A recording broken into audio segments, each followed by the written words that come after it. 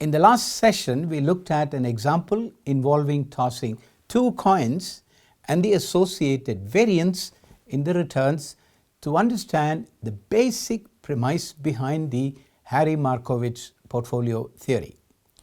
In this session, we will work through a more detailed spreadsheet and build a portfolio of equity stocks to more fully understand portfolio theory and the relationship between expected returns and volatility.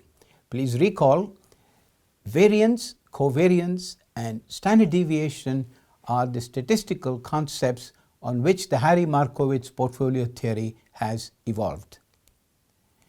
We will start with a two-stock portfolio and then add a third stock to that portfolio to more fully understand the fascinating relationship between expected returns and risk. That is, risk is volatility measured through standard deviation. So what we have here, stocks of two companies, Company A and Company B. Now, based on the data that we have, we find that the probability of 10% the return would be 40, 25% of the time the return would be 25, 40% of the time the return would be 10, 15% of the time the return would be minus 20, and 10% of the time it would be minus 45. Now, given this pattern, the weighted average return for this stock is 10% into 40, 25% into 25, and so on and so forth, which gives you a weighted average return of 6.75. Based on the same data set, we would now calculate the standard deviation. We start by calculating the deviation from the mean. In the first row, the deviation from the mean is 33.25. How did we compute that? It was 40 minus 6.75. How did we compute 18.25? It is 25 minus 6.75, and so on. Now, having computed the deviation from the mean, we then square those deviations, and from there we calculate the expected value of the squared deviation, which is arrived at very simply by multiplying the squared deviation by the probability. In this case, 1105 into 10% would give you 110.56, and the same computation would hold for all of these rows. The sum of the expected squared deviations is 573.19. Now, that is the variance. The standard deviation, as you'd have learnt in your statistics lessons, is the square root of the variance, which is 23.94. We do exactly the same computation for Company B. We arrived at the percentage rate of return. Then we computed the deviation from the mean. We squared those deviations and finally arrived at the expected value of the squared deviations. And that gives us a variance figure of 195.16, and the standard deviation would be the square root of that, which is 13.97. In summary, if you invest in the equity stocks of Company A, you would get an average return of 6.75% and the standard deviation 23.94, which is the measure of volatility. And if you invested in Company B, you would get an expected average return of 3.8 with a standard deviation of 13.97. Now, if you compare those four figures, Company B is less risky than Company A, which has a higher standard deviation at 23.94. And not surprisingly, Company B gives you a return of only 3.8%, whereas Company A gives you a return of 6.75%. Higher the risk, higher the expected return. We just proved that with those two tables. Now, let's take this argument further forward. Now, let's try and build a portfolio of these two stocks, Company A and Company B. In other words, let's say you have $1 million. You would want to invest $500,000 on Company A and $500,000 on Company B. Now, That's an arbitrary number that I've taken, 50%, 50%. We will look at that in greater detail in a little while from now. Now, with that proportion of investments and these expected returns, you will find that the return on your portfolio of company A and company B would be 5.28. And how did I arrive at that? 6.75 into 50%, 3.80 into 50% would give you this figure of 5.28. So, if you had invested all of your money, the entire $1 million in company A, you would have got a return of 6.75%. If you had invested all of your money in company B, you would have got a return of 3.8%. But because you decide to invest 50% in each of them, your expected return would be 5.28%. Now, there's a new variable we're going to introduce, and that is the crux of the Harry Markowitz portfolio theory, which is the coefficient of correlation. Now, what is the coefficient of correlation? It is a measure of the strength and direction of the linear relationship between the two variables. In this case, expected return of company A and the expected return of company B. What this is basically saying is, when you have a coefficient of correlation of 1, they would move in an identical fashion. Now, I want you to understand the portfolio variance matrix in some detail. X1 is the weightage in the portfolio for company A. X2 is the weightage in the portfolio for company B. Sigma 1 is the standard deviation of company A. Sigma 2 is the standard deviation of company B. And these two boxes are what we call the covariance boxes. In other words, you have invested in two stocks. How would they move relative to each other? And that is why this box has X1, X2, which is the weightage of the two stocks, Sigma 1, Sigma 2, which is the standard deviation of the two stocks, and the rho sign, rho 1, 2, refers to this coefficient of correlation of 1.0. Now, let me take some alternate scenarios to explain this to you. When the coefficient of correlation is 1 and the computed values in the four boxes, as per the formula you have here, is 143.30, 83.61, this too would be 83.61, and this would be 48.79. Now, if you sum all of these, you would get 359.32. So that's the sum of these four boxes. Now, that's the variance of this portfolio. Remember, this portfolio is 50% of company A and 50% of company B. And therefore, the standard deviation is 18.96. Now, there's something I want you to note here. Company A had 6.75, 23.94 expected return and standard deviation. Company B has 3.80 expected return and 13.97 standard deviation. When you combine them 50-50 with a coefficient of correlation of 1, you have a standard deviation that is midway between 23.94 and 13.97, which is 18.96. So you've done reasonably well because you have got a return of 5.28, which is between these two returns, and you've got a standard deviation 18.96, which is between these two standard deviations. Now, the fun begins at this point. Suppose the coefficient of correlation, that means the strength and direction of the linear relationship between these two variables. Suppose we take this coefficient of correlation to be 0.5. What we would expect is the returns remain unaltered, because remember, in this computation the coefficient of correlation had no role at all. It was merely computed from these four figures. But the standard deviation has moved to 16.60. In other words, when the movement of the two stocks is not absolutely linear, that means the coefficient of correlation is not 1 but it's only 0.5, you will find that the risk of that portfolio reduces from 18.96 to 16.60. To illustrate this further, suppose the correlation between the two stocks is even lower at 0.10. The expected returns remains constant, but the standard deviation of the portfolio, that means the extent of risk in this portfolio, has come down further to 14.45.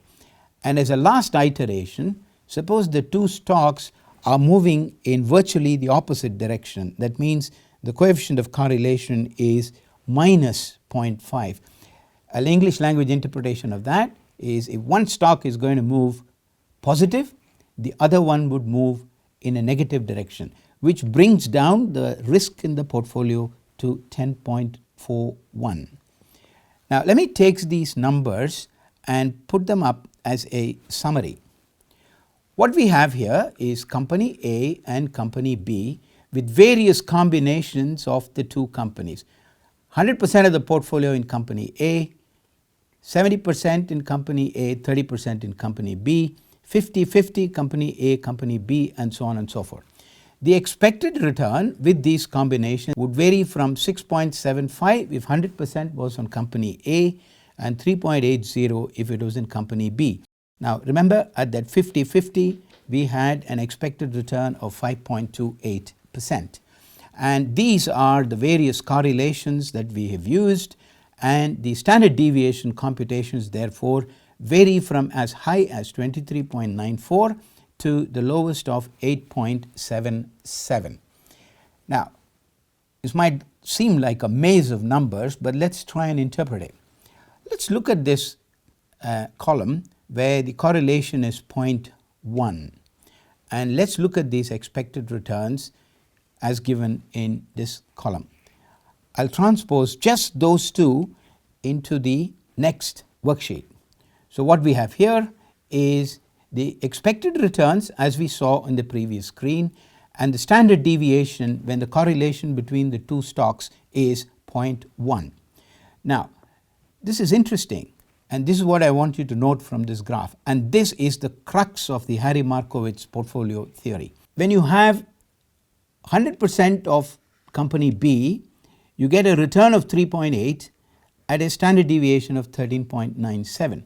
But if you change the mix of your portfolio to 30% and 70%, you get a better return at 4.69. Remember, earlier it was 3.80, now it is 4.69, and the standard deviation has come down from 13.97 to 12.70. So if you had $1 million in your hand, you're better off investing it $300,000 in company A and $700,000 in company B. All of the other combinations have a standard deviation or a risk figure which is higher than 12.7, although they may have a higher return. So the optimum combination or the optimum portfolio, which is what Harry Markowitz talks about, is company A 30%, company B 70%, the risk would be 12.7, and the expected return would be 4.69. That is what we have tried to capture in this graph. If you look at that combination of 70-30, you find that your standard deviation is the lowest at 12.70 and the returns are 4.69. Now that would be the optimum portfolio, which is what Harry Markowitz portfolio theory suggests. Now let me extend this argument a little bit. What we took from here is the optimum portfolio of company A and B is 30%, 70%, and we are expecting a return of 4.69 with a standard deviation of 12.70. I'm going to add a third stock to this portfolio, taking this optimum portfolio of A and B. Now let's see how that works out. So what I have here is the existing portfolio of company A and B. Weightage in the new portfolio is 70. So I have added a company C, which is now going to be 30% of the total portfolio, and the combination of A and B, which is the portfolio we built earlier, is 70%. So now we have a new portfolio, which is company A, company B contributing to 70% and company C contributing to 30%. Now remember, the A and B gave us a expected return of 4.69 at a standard deviation of 12.42. With company C added, we go through the exact computation that we went through earlier with company A and B, and for the various combinations of A plus B and C, 100%, 0% is 0%, 100%, your expected returns go from 4.69 to 5.8, and your standard deviation goes from 12.42 to 17.74. Please note, when the A plus B portfolio is 70% of the new portfolio and the remaining 30% is by company C, you will find that your returns are 5.02 and your standard deviation has come down further from 12.42 to 11.27, and your returns, which was earlier 4.69, have gone up to 5.02. So you've done a pretty smart job by bringing in a third stock, which is actually increasing your returns from 4.69 to 5.02, at the same time reducing the risk of your portfolio from 12.42 to 11.27. Now, this graph is the line showing all of these returns and standard deviation on the x-axis and the returns on the y-axis. And you will notice this inflection point is your 11.27 and 5.02 combination. Now, if you're smart, you could also look at another alternative, which is the next one, where the return is 5.25% and the standard deviation is 12.03. Now, compare this to the two numbers that you had before, 4.69, 12.42. Your standard deviation is lower at 12.03 and your returns are higher at 5.25. So really, when you're adding the third stock of company C and reconstructing your portfolio, you could either take 70% of A plus B and 30% of C. That's the expected return and that's the risk. And if you did 50% of A plus B and 50% of C, expected return is 5.25 and the standard deviation is 12.03. So by a judicious mix of the stocks, you have invested your $1 million in the most efficient manner, whereby your returns are maximized and your risk is minimized. And what we've done here is to map the two graphs. The red line shows you the A plus B curve, and when you added the C stock, the black line shows you you've actually improved your returns at a lower level of risk. Now, to sum it up, what we have here is company A, B and C. This is the standard deviation of the individual stocks. This is the expected return of the individual stocks. So you now have the opportunity to construct several combinations of this. 100% of your $1 million was invested in company A. The expected portfolio return would be 6.75, but your standard deviation or the risk is the highest at 23.94. Instead, you chose to put all your money in the stock of company B, then your returns are 3.80, but your standard deviation or the risk is way lower. So 100% of your money in company C would give you a return of 5.8% at a standard deviation of 17.74. If you're smart, you're going to invest in a combination of these stocks. So if you took A and B 30/70, they have a correlation of 0.1. Your returns would be 4.69 at a standard deviation of 12.70. Point to note, the risk is the lowest.